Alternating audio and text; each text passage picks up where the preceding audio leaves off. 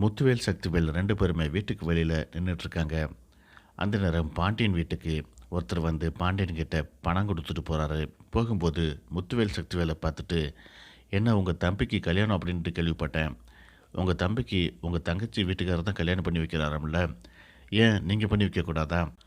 உங்ககிட்ட இல்லாத சொத்து பத்தா, ஏன் இப்படி உங்கள் தம்பியை மட்டும் இப்படி விட்டுட்டீங்க அப்படிங்கிற மாதிரி அவர் கேட்குறாரு. இதை கேட்டு முத்துவேல் சக்திவேல் 2 பேருமே பயங்கரமாக கோவப்படுறாங்க.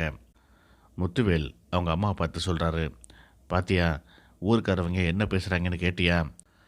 என்னமோ அவனுக்கு கல்யாணம் பண்ணி வைக்கக்கூடாது அப்படின்ட்டு நாங்கள் தான் தடுத்த மாதிரியும், தங்கச்சி வீட்டுக்கார கல்யாணம் பண்ணி வைக்க சொல்லி நாங்கள் தான் அனுப்பி வச்ச மாதிரியும் ஊருக்காரங்க பேசிட்டு திரியிறாங்க. இதுக்கெல்லாம் யார் காரணம்? உன் மருமகன் தானே காரணம் அப்படிங்கிற மாதிரி கேட்குறாரு. பழனி உங்கள் கூட இருந்தபோது நீங்கள் எதுவுமே செய்யாமல் விட்டுட்டீங்க. பாண்டியன் செய்யும்போது தடவை தடுத்துட்டீங்க. இப்போ 2வது முறையும் அவர் செய்கிறான்ட்டு வந்திருக்காரு. இப்போயும் நீங்கள் போயிட்டு எதுவும் கலவரத்தை பண்ணிட்டு இருக்காதீங்க. தேவையில்லாமல் பேசாதீங்க. ஊருக்காரன் 1000 பேசிகிட்டு இருப்பான். அதுக்காக அவங்க சொல்கிறதெல்லாம் நம்ம கேட்டுட்டு இருக்க முடியுமா அப்படின்னு சொல்லிட்டு இங்கே முத்துவேலுடைய அம்மா பேசுகிறாங்க.